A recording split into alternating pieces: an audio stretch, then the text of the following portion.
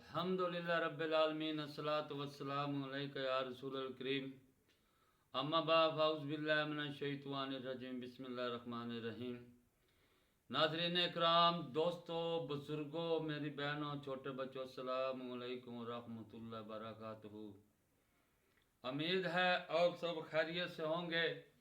अल्लाह ताला आप सब को खैरियत से रखे और हम सब का खात्मा ईमान पर फरमाए। नाज़रीन इकराम, जिस किसी ने हमारे चैनल को सब्सक्राइब नहीं किया वो यूट्यूब पर अकबर भाई VJ9 लिख कर सब्सक्राइब कर ले ताकि आने वाली वीडियो आप तक बर वक्त पहुँचती रहे। आज की वीडियो का बयान है, क्या हाकम गुस्से की हालत में फैसला या फतवा दे सकता है?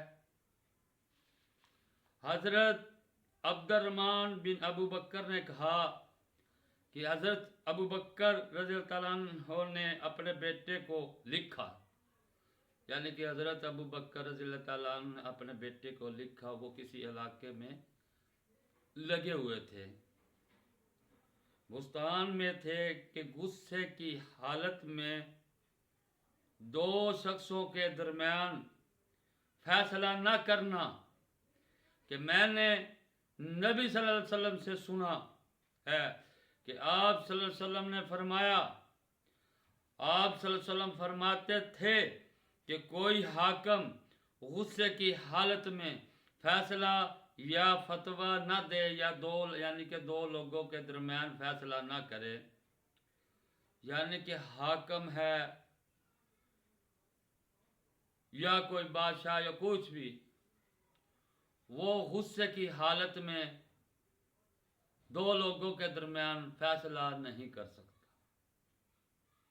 क्योंकि हज़रत अबू बकर रज़ियल्लाहु अन्हु ने क्या कहा, फरमाया कि मैंने नबी सल्लल्लाहु अलैहि वसल्लम से सुना कि आप सल्लल्लाहु अलैहि वसल्लम फरमाते थे कि हाकम या इमाम गुस्से की हालत में दो लोगों के दरमियान फैसला न करे। अस्सलामु अलैकुम व रहमतुल्लाहि व बरकातुहू।